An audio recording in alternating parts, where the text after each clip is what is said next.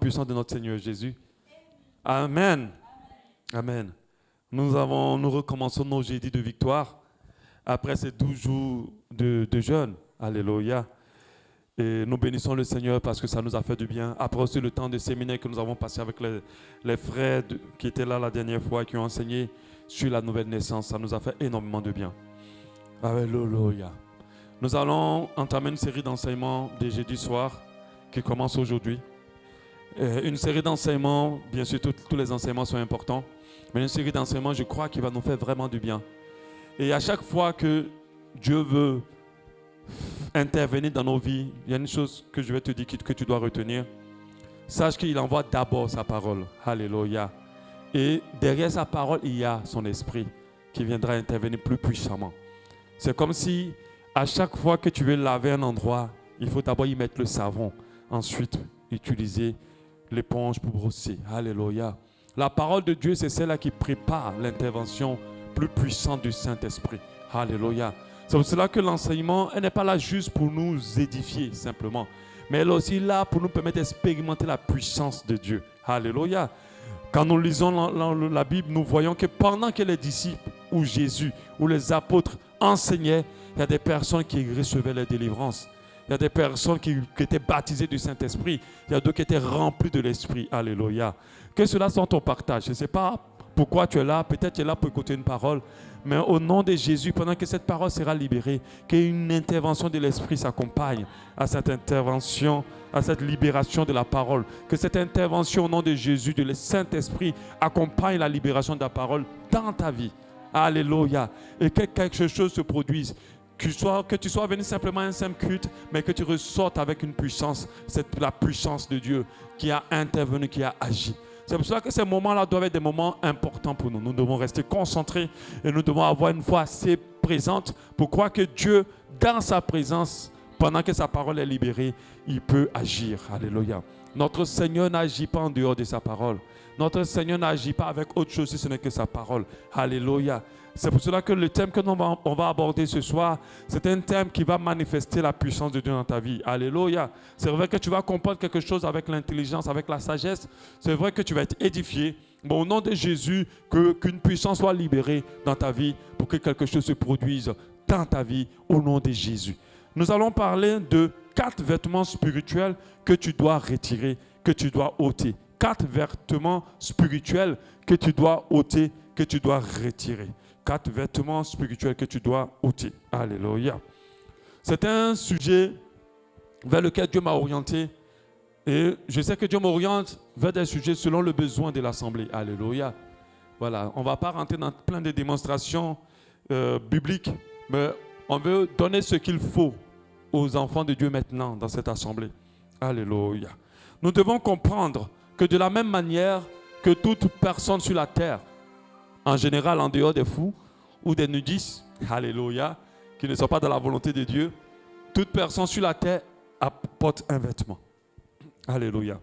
Nous devons comprendre que cela est pareil aussi pour le monde spirituel.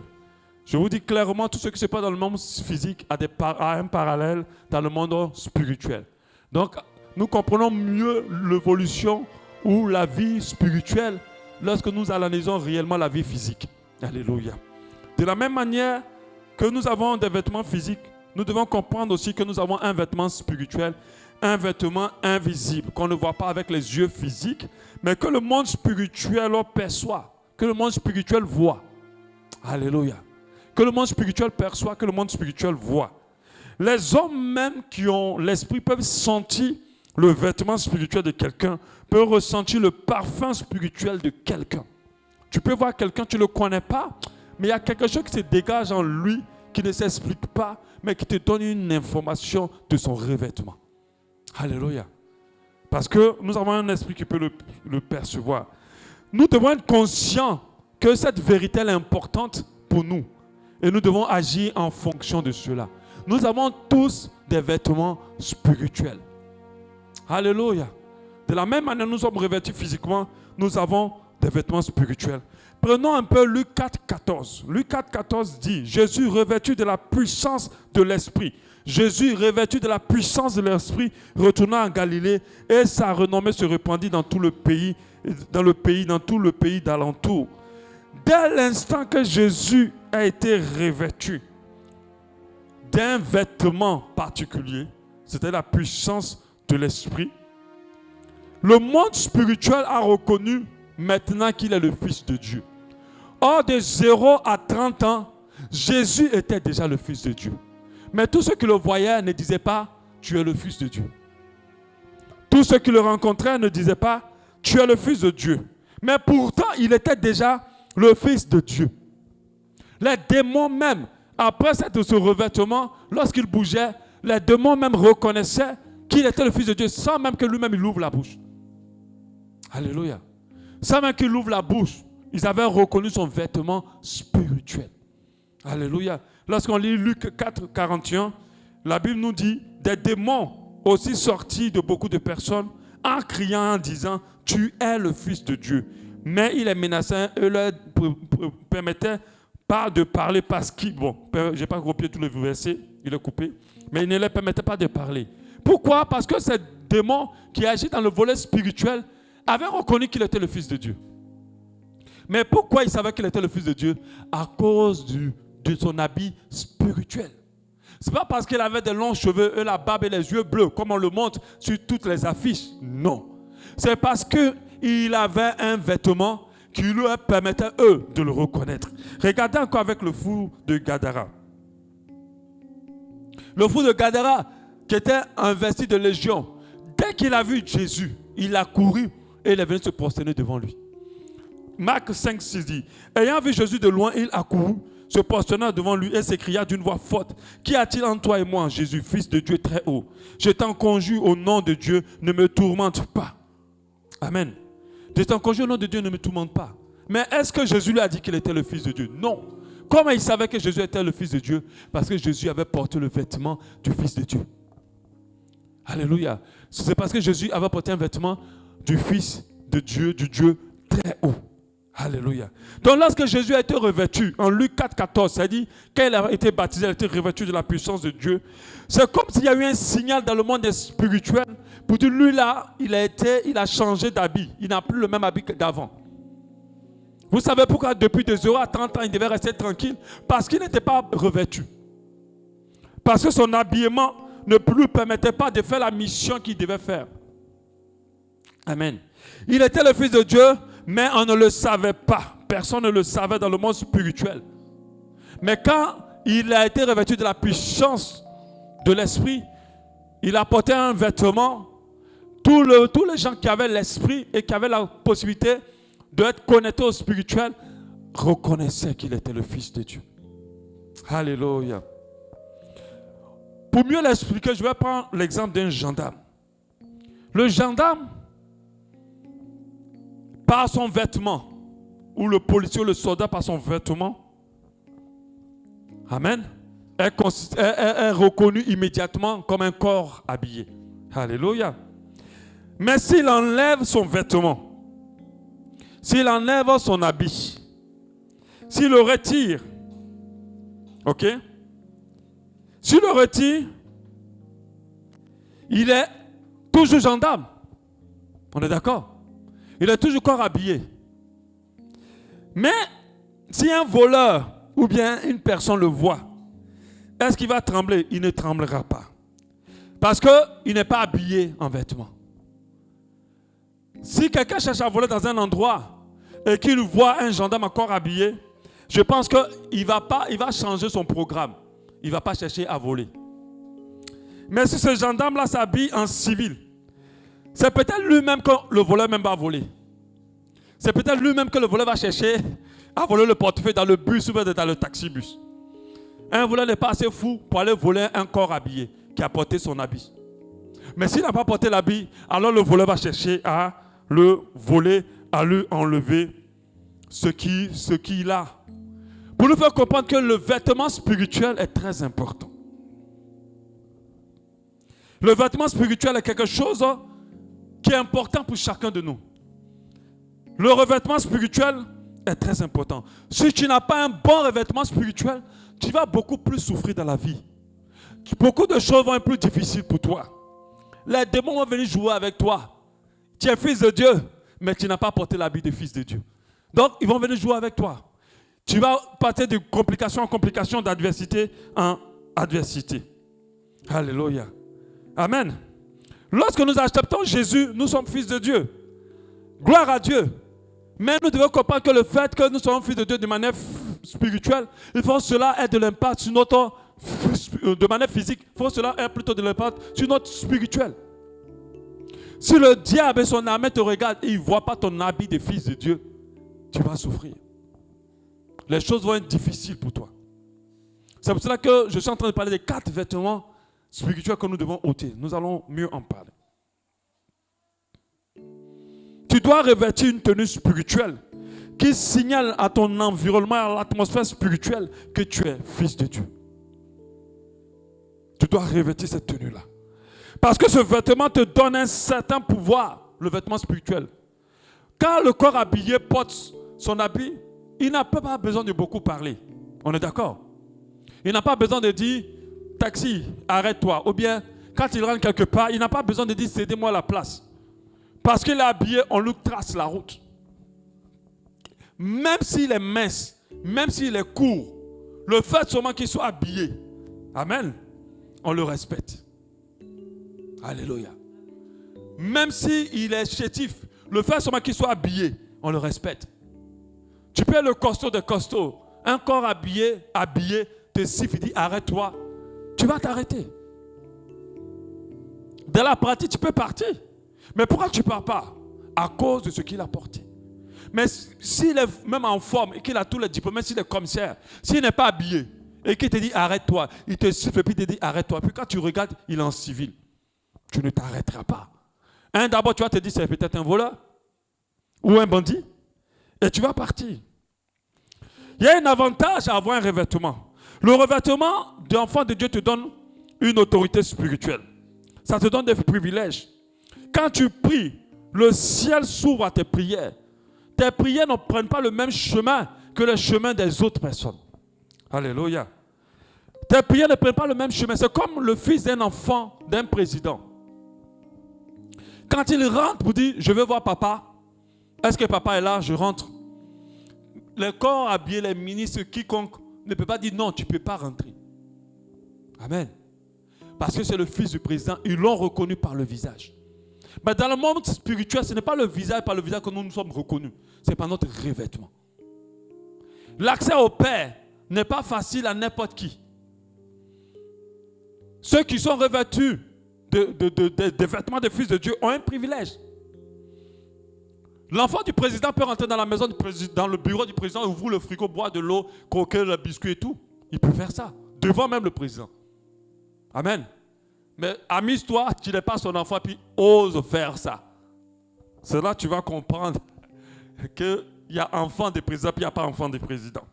C'est pareil aussi pour enfant de Dieu et pour pas enfant de Dieu. Mais ce n'est pas une histoire de j'ai accepté Jésus, je viens à l'église. Ce n'est pas une histoire de je jeûne, je prie. C'est une histoire de revêtement. Si tu n'es pas habillé comme un fils de Dieu, le monde spirituel ne te reconnaîtra pas. C'est pour cela qu'il y a certains qui, dans la Bible, qui ont voulu, je crois que c'est le fils de Stéphane, qui ont voulu délivrer quelqu'un. Il a dit, mais moi je connais Christ, je connais Paul, mais vous là, qui vous êtes? Qui vous êtes? Mais est-ce que c'est pour dire que je ne vous connais pas, vous n'êtes rien? C'est parce que quand il ouvre les yeux spirituels, il ne voit rien. Il ne voit rien. Dans le revêtement spirituel, il y a des gens qui sont nus. Ils n'ont pas d'habit. Je vais vous parler de ça. Il y a des gens qui sont nus. Je ne vous parlerai pas d'aujourd'hui, mais prochainement. Il y a des gens qui sont nus. Ils n'ont rien. Quand on les regarde, on ne voit rien. Il n'y a pas d'habit. Ils ne sont pas habillés. Et quand les démons voient au nom de Jésus, ils sentent le feu sur eux. Après, ils se relèvent et disent, qui est en train de nous brûler là? Quand ils regardent la personne est nue. Ils les ont frappés. Mais ils ne les ont pas frappés parce que non, ils n'étaient pas forts physiquement.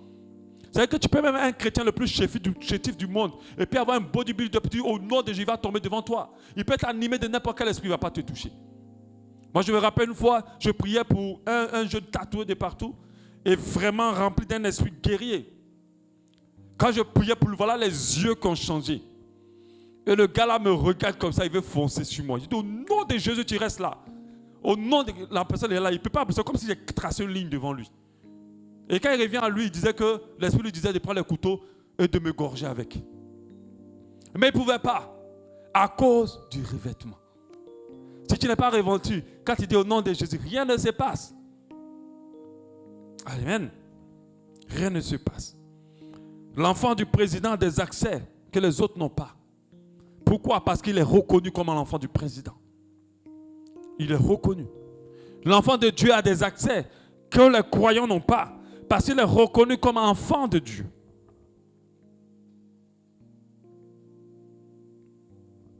Jésus était le Fils de Dieu. Mais parce qu'il n'avait pas encore été revêtu, les esprits ne le reconnaissaient pas.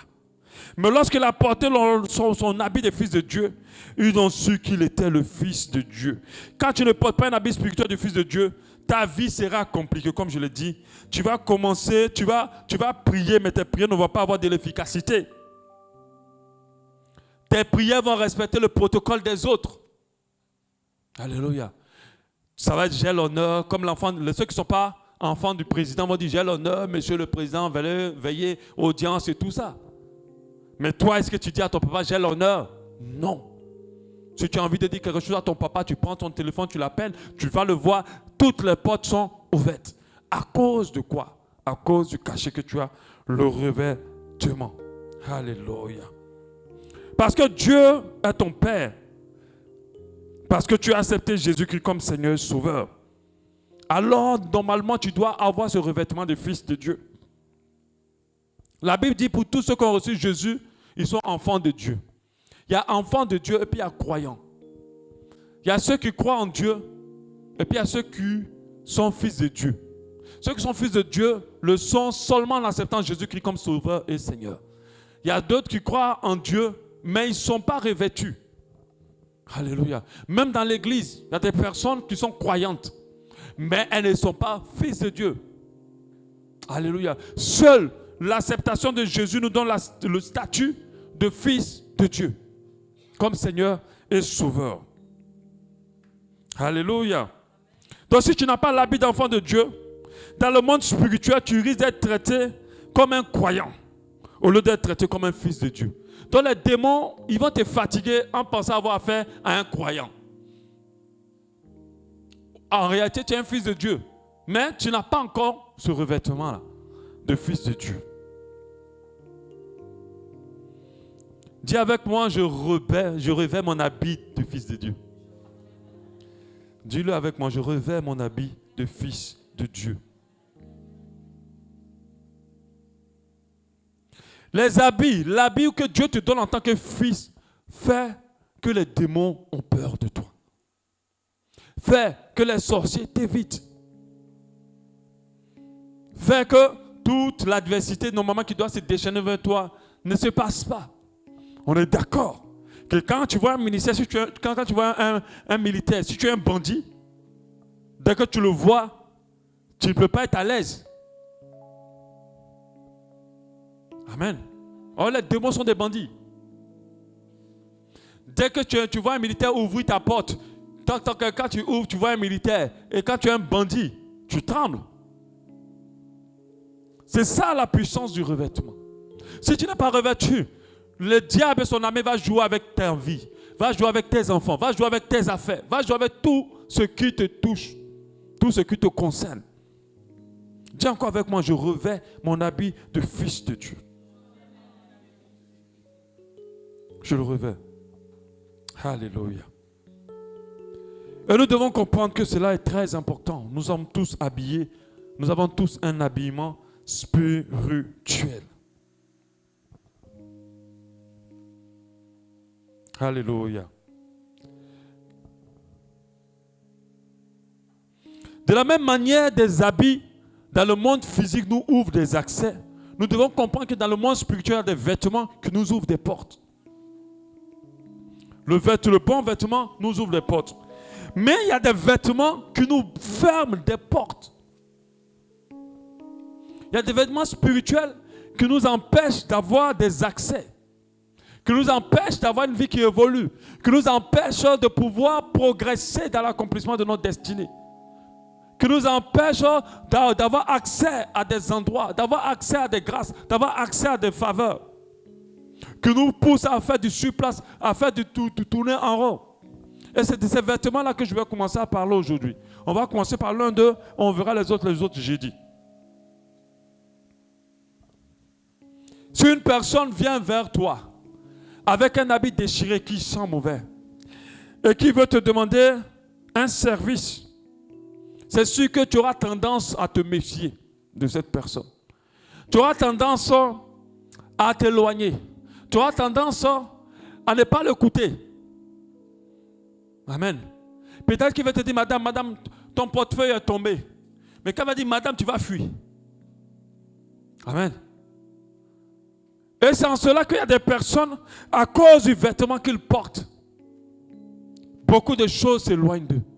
Beaucoup de grâces s'éloignent d'eux. Beaucoup de bénédictions s'éloignent d'eux. On ne les écoute pas. Les portes sont fermées. Et c'est le premier vêtement qu'on va avoir. On appelle ça le vêtement de l'opprobre. Le vêtement d'opprobre, ou le vêtement d'opprobre plutôt. On appelle ça le vêtement d'opprobre. On en a 4. On va voir un aujourd'hui. On verra les autres après. Même si dans le monde physique, tu as une grande personnalité.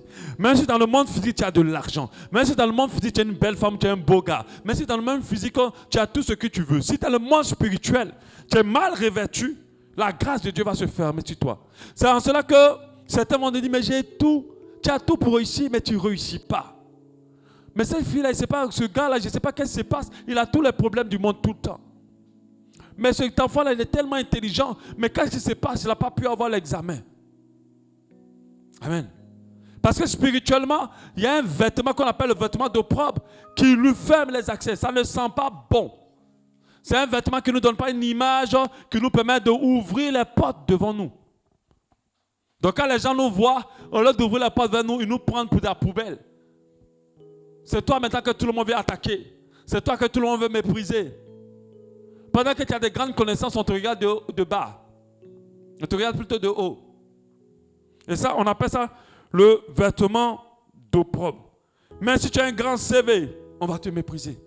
Tu arrives dans des entreprises, malgré ta grande intelligence, on te méprise.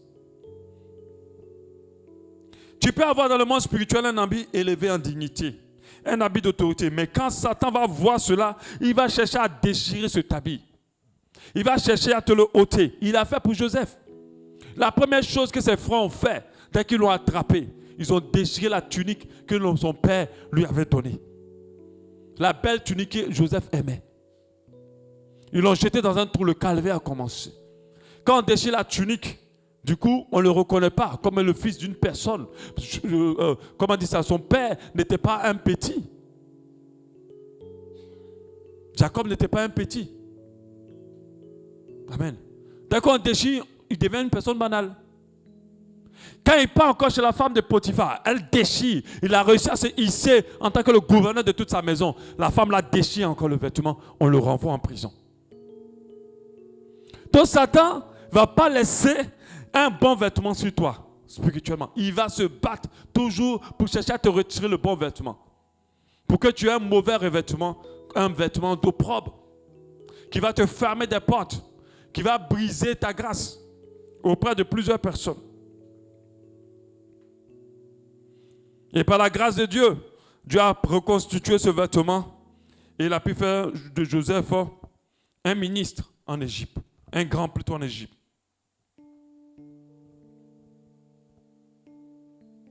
Amen. Il a pu le nommer le premier ministre plutôt d'Égypte. Donc Satan va toujours vouloir déchirer ton habit de gloire. Il va toujours vouloir te l'enlever pour que ce démon puisse t'attaquer. Parce que lorsqu'un sorcier te regarde dans le spirituel, quand il voit que tu as un bon vêtement, il a peur, il s'éloigne. Moi j'ai vu des cas de personnes qui avaient la bouche, mais quand tu te mets devant eux, ils ne peuvent plus parler. Mais ils ne peuvent pas parler, pas parce qu'ils ont peur de toi de manière physique. Ton vêtement spirituel les effraie. Ton vêtement spirituel fait qu'ils ne peuvent pas oser te toucher. Et c'est une notion que tu dois garder dans ton esprit. Tout essentiellement, va nous permettre de détecter tous les vêtements et va nous permettre de détecter quels sont les vêtements que nous devons porter et comment nous devons nous débarrasser des mauvais vêtements, que nous devons les retirer. Déjà, le vêtement d'opprobre, je te dirai comment le retirer. Amen. Amen. On va lire le passage de Zacharie 3.1. Zacharie 3:1. Ce passage parle de Joseph. Il me fit voir Joseph, c'est Zacharie qui est le prophète qui parle, le souverain sacrificateur debout devant l'ange de l'Éternel et Satan qui se tenait à sa droite pour l'accuser. Déjà, en s'arrêtant là, dans ce texte, on parle de Josué, plutôt pas de Joseph, un souverain sacrificateur, quelqu'un qui est élevé en dignité. C'était un sacrificateur des sacrificateurs, un grand prêtre. Alléluia. Et quand vous lisez un peu plus loin, Josué était un homme de valeur, un homme respectable. Mais sur le plan spirituel, il avait un habit qui combattait sa destinée. Sur le plan spirituel, il avait un habit que Satan utilisait pour le combattre. Si tu n'es pas bien revêtu, ton vêtement spirituel va combattre ta destinée. Alléluia. Et ça, vous devez comprendre. Un policier, il peut être le policier des policiers, même au dernier grade. Si tu le trouves vraiment dehors, il est avec un slip, il va te dire quoi? Je suis policier, tu vas le tabasser. Tu vas l'attaquer. C'est-à-dire que le voleur va l'attaquer, le voleur va le tabasser, il s'en fout. Tu es policier, tu es un menteur. Même le faux policier, qui n'est pas vraiment policier, lorsqu'il porte l'habit de policier, il y a plusieurs qui l'ont fait dans nos pays. Quand ils portent l'habit de policier, ils arnaquent tout le monde. Ils arrêtent les gens dans la route, ils prennent beaucoup d'argent. Mais qu'est-ce qui a changé les choses? Le vêtement. Alléluia. Amen. Excusez-moi, ma tablette me fatigue beaucoup. Je dois régler des choses. Donc, pour dire que tu peux avoir un grand destin, quand on parle de Josué, être même appelé à être un grand homme, une grande femme de la nation. Mais si le diable arrive à te faire porter un vêtement d'opprobre, ça va se compliquer pour toi. S'il arrive à te mettre un vêtement d'opprobre, ça va se compliquer. Tu vas avoir beaucoup d'adversité. Tu vas beaucoup te battre dans le monde physique, mais les choses ne vont pas avancer. Tu vas entreprendre, mais tes projets ne vont pas aboutir.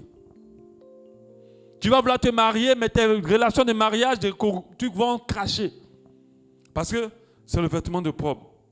Dans le monde spirituel, tu seras confronté à de grands combats. Et à la fin, tu peux être découragé, et des fois, mais tu peux même mourir sans même faire accomplir ta destinée. C'est pour ça que j'ai dit au début, il faut prendre conscience de ce principe divin qui est important pour se rassurer de quel est notre vêtement spirituel. Alléluia. Pour se rassurer de quel est notre vêtement spirituel. Même si tu as des grands projets, et que tu as un vêtement d'opprobre, tu peux te retrouver, voir que ces projets-là n'aillent pas loin. Mais si tu as un grand appel, si tu as un vêtement d'opprobre, tu peux voir que cet appel ne va pas aller loin. C'est pour ça que la Bible dit, il y a beaucoup d'appelés, mais peu d'élus. Ce n'est pas seulement que pour le royaume. Ça veut dire que Dieu appelle plusieurs à être des grands. Mais à cause du vêtement d'opprobre, ces personnes ne le deviennent pas. Peu arrivent à arriver. Peu sont conscients de leur revêtement. Alléluia. Peu sont conscients de leur revêtement. Il y a des combats que tu ne vas pas mener si tu es correctement revêtu. Amen. Il y a des combats que tu ne vas pas mener si tu es correctement revêtu. Si tu es correctement revêtu, ta maison ne va même pas être l'endroit où un sorcier va vouloir faire son avion ou même son aéroport. Parce qu'il y a des maisons qui sont les aéroports des sorciers. On attend les chats qui sont en train de jouer. Mais en fait, les chats ne jouent pas, c'est un aéroport. Les avions atterrissent, ils vont. Pendant que tu es enfant de Dieu. Les avions spirituels atterrissent, si tu as besoin, ils vont là-bas. Ils font les réunions tout le temps dans ta maison. Alléluia. Et nous devons comprendre que si nous ne nous débarrassons pas de ces vêtements d'opprobre, il peut combattre notre destinée. Il peut combattre notre destinée. Il y a des personnes, quand ils étaient plus petits, tout le monde les appréciait parce qu'ils avaient de bons vêtements. Quand tu as un bon vêtement, la faveur de Dieu est devant toi. Partout où tu pars, on ouvre la porte. On veut te suivre. On te craint. On te respecte. Mais quand tu as un vêtement d'opprobre, les gens vont te rejeter. Il y aura du mépris, il y aura de la déchéance, il y aura de la combat, il y aura de la jalousie. N'importe qui va vouloir te combattre. Et des fois, cela arrive quand Satan déchire ta maison, ton bon vêtement. Alléluia. Continuons toujours à lire le livre de Zacharie 3:1. On dit, il me fit voir Josué, le souverain sacrificateur, debout devant l'ange de l'Éternel, et Satan qui se tenait à sa droite pour l'accuser. Au verset 2, l'Éternel dit à Satan, que l'Éternel te réprime, Satan, que l'Éternel te réprime. Lui qui a choisi Jérusalem n'est-ce pas là un tison arraché du feu? Donc Dieu dit à Satan, sois réprimé. Josué n'est pas un tison arraché du feu. Il veut dire, Josué est une personne à qui j'ai réservé une grande destinée. C'est ce qu'il entend de dire. Il dit, cet homme que tu es en train d'accuser là, que tu es en train d'attaquer, que tu as revêtu mal, c'est un tison arraché du feu. Un tison arraché du feu, c'est une personne que Dieu met à part pour l'accomplissement d'une destinée précise, pour l'accomplissement de grandes œuvres. Alléluia. C'est une personne que Dieu met à part. Alléluia. Qu'il éloigne, c'est une personne que Dieu éloigne de la malédiction, qu'il éloigne de la domination de l'ennemi. Alléluia. Et la majorité de certaines personnes, en tant qu'enfants de Dieu, sont des tisons arrachés du feu. Dans chaque famille, Dieu choisit quelqu'un. Et cette personne est un tison arraché du feu. De la même manière que Dieu choisit des gens, un fils dans toutes les familles d'Israël. C'est de la même manière que Dieu choisit quelqu'un dans chaque famille, afin de sortir la famille des dominations, afin de sortir la famille des malédictions, afin de sortir la famille des complications.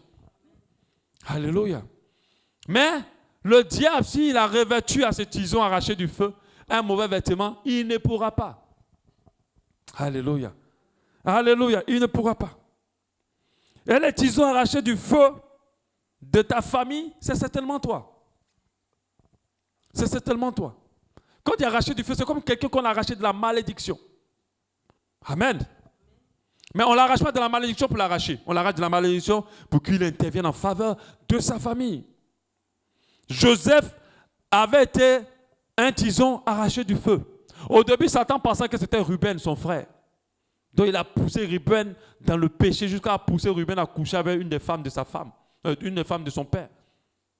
Mais quand il a su que c'était Joseph, il s'est déchaîné sur Joseph. Amen.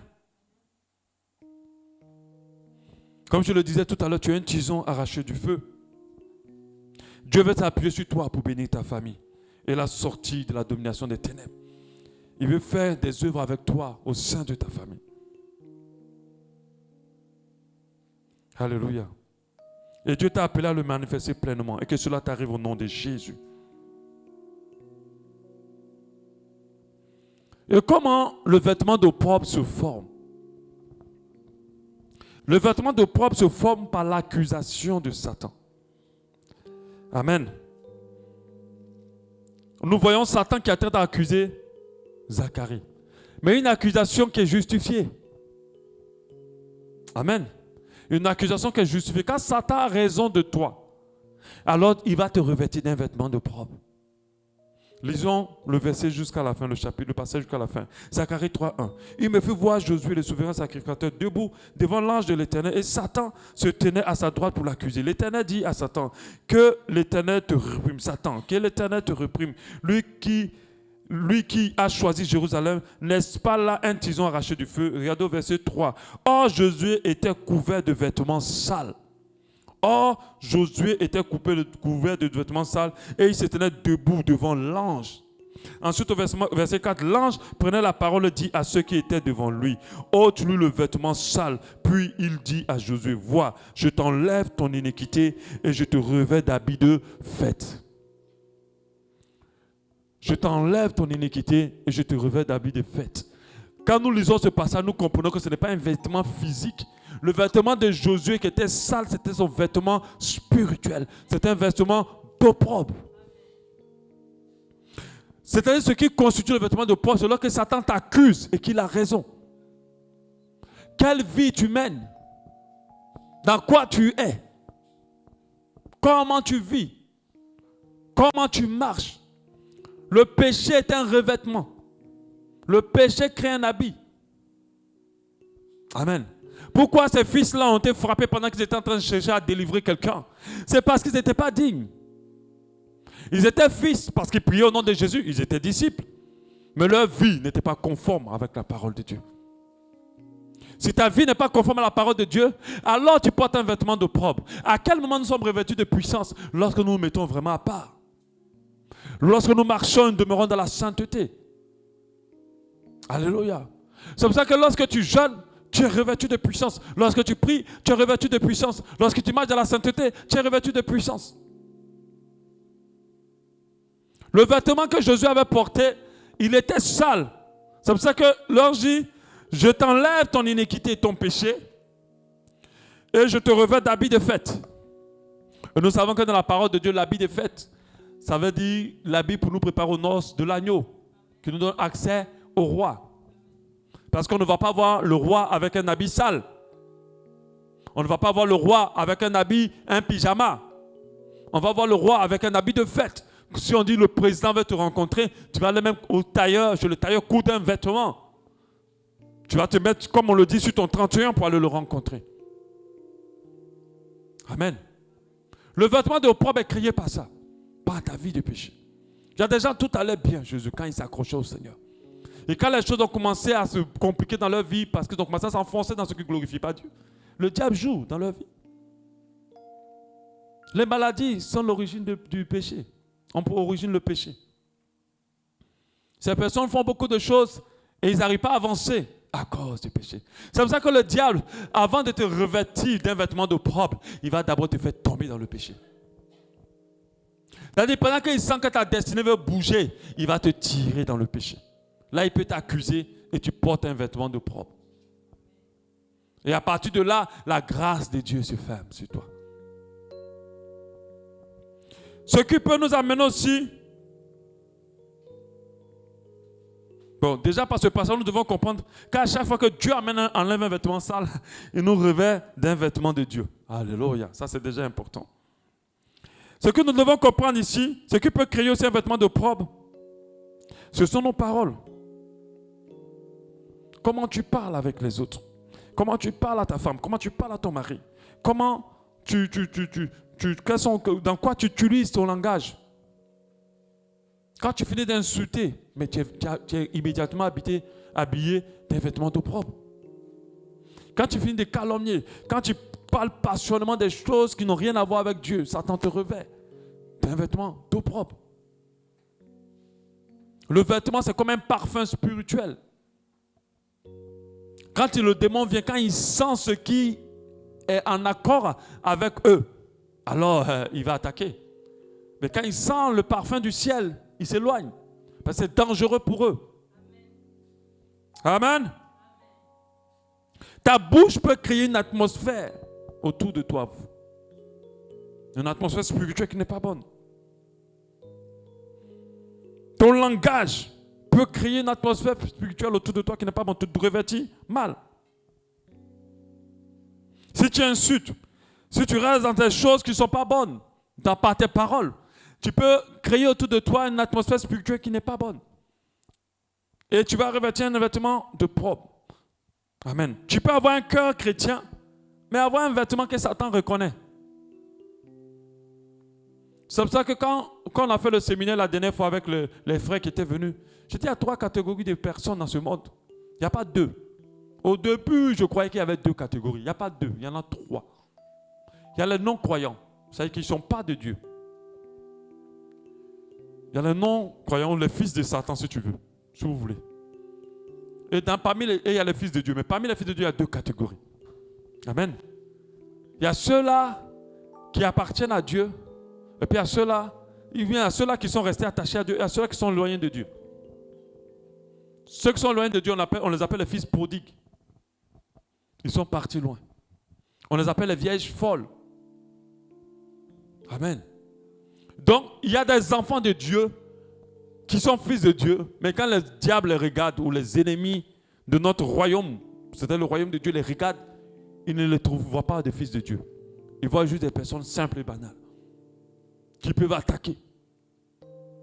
C'est pour ça qu'un enfant de Dieu doit faire attention à ses paroles. L'ennemi n'a aucun droit. Tout ce qu'il va chercher à faire dans ta vie, il va d'abord te pousser à lui ouvrir la porte. Il va d'abord t'amener à lui ouvrir la porte. Et c'est comme ça que des gens se retrouvent avec les vêtements d'opprobre. Ils sont là, Seigneur, j'ai prié, j'ai fait les offrandes, j'essaie de faire ceci, j'ai fait cela, mais le vêtement que tu portes, tant qu'il n'est pas déchiré, ça va continuer. C'est pour ça que les gens ont dit oui, elle ne se marie pas parce qu'on l'a mis un max.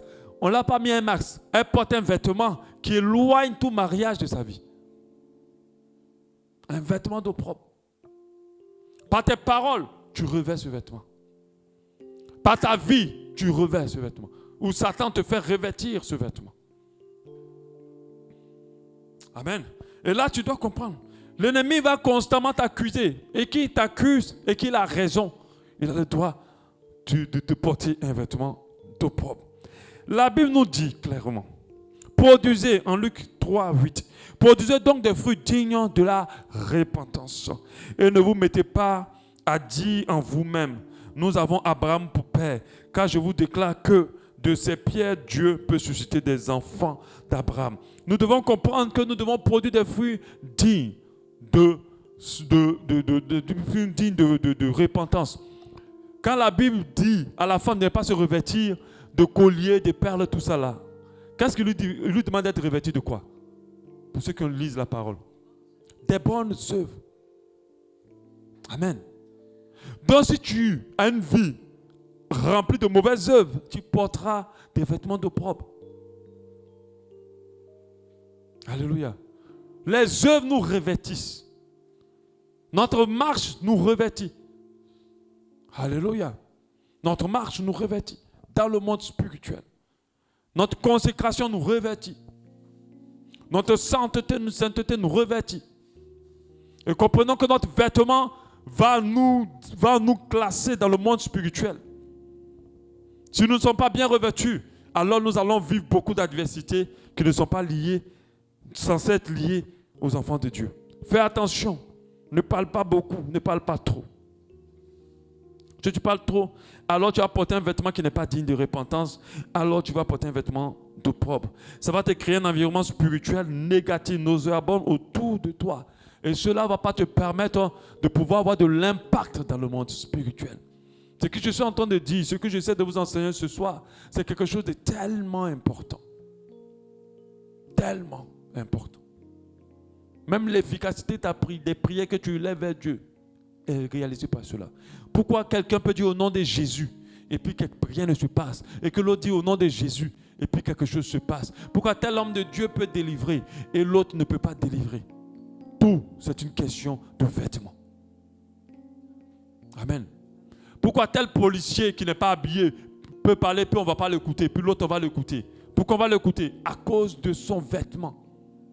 Si tu n'es pas habillé, tu ne peux pas donner d'ordre à quelqu'un. Si tu dis à quelqu'un ne fais pas ça, oh toi là viens ici. Mais de quel droit je vais venir ici? Je suis policier, mais qu'est-ce qui prouve que tu es policier? Amen. On va prier. Jeudi prochain, s'il plaît à Dieu, on va continuer là-dessus. Je vais parler d'un autre vêtement. Est-ce que je l'ai noté? Je vais parler d'un autre vêtement dont nous allons parler. On appelle ça, ce vêtement, c'est le vêtement de deuil. Alléluia. Tu dois retirer le vêtement d'opprobre. Essaie de marcher correctement. Fais attention à tes paroles. Fais attention à ta vie. Alléluia.